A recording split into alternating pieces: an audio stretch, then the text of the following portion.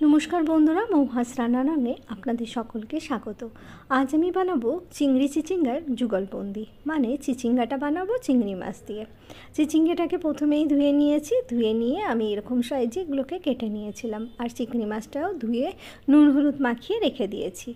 और निएछि एकटा आलू जेटाओ पातला करे केटे निएछि और निएछि एकटा पेंयाज कुचि, पेंयाजटाकेओ स्लाइस करे निएछिलाम और एकटा टमेटो और निएछि चारटे काँचा लंका और निएछि एखाने तीनटे रसुन, रसुनटाकेও छोटो छोटो टुकरो करे नेब। कड़ाई दिए दिएछि सर्षेर तेल, तेलटा एकटु गरम होले आमी चिंगड़ी माछटाके एकटु हालका करे भेजे नेब।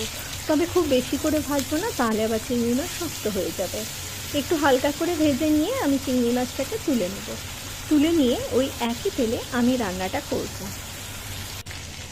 ओई तेलेर मধ্যেই आमी दिए दिलाम हाफ चामच गोटा जिरे और दिए दिलाम रसुन कुचि। रसुनटाय যখন একটু রং ধরবে তখন আমি দিয়ে দেব স্লাইস করে কেটে রাখা পেঁয়াজ কুচি। এই পেঁয়াজটা দিয়ে একটু ভেজে নিতে হবে। যখন পেঁয়াজটা একটু ভাজা হবে এর মধ্যে আমি দিয়ে দেব স্লাইস করে কেটে রাখা আলু।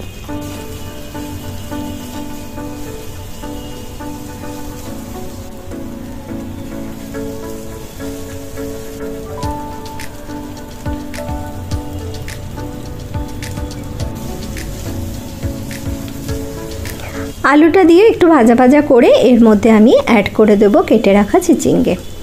चिचिंगेटाके दिएও एकटू नाड़ाचाड़ा करते हबे। एकटू नाड़ाचाड़ा हये गेले एटाके आमी 5 मिनिटेर जोन्नो एकटू ढाका दिए देब। एर माझे आमी एर मध्य ऐड करे दिलाम टमेटो कुचि।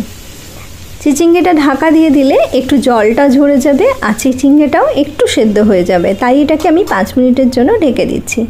5 मिनिट परे ढाका खुले निয়েছি। देखुन चिचिंगेटा एकटू जलटा शुकिয়ে গেছে। এবার এর মধ্যে আমি অ্যাড করে দেব গুঁড়ো মশলা। আমি এখানে ব্যবহার করলাম পরিমাণ মতন হলুদ আর দেব এতে হাফ চামচ ধনে গুঁড়ো, হাফ চামচেরও কম দেব লাল লঙ্কার গুঁড়ো আর দেব এতে পরিমাণ মতন নুন। দিয়ে এটাকে একটু নাড়াচাড়া করে নেব। এই চিচিঙ্গাটাতে আর বিশেষ কিছু মশলার দরকার পড়ে না। একটু নাড়াচাড়া হয়ে গেলে এর মধ্যে আমি চিংড়ি মাছগুলোকে অ্যাড করে দেব। চিংড়ি মাছগুলো দিয়ে একটু নাড়াচাড়া করে এতে দিয়ে দেব খুব সামান্য পরিমাণে একটু জল। আমি চিংড়িটা একটু মাখা মাখা করে বানাবো, তাই এটাতে আমি জল দিলাম। জল দিয়ে এটাতে আমি 5-7 মিনিটের জন্য আবার এটাকে ঢেকে দেব।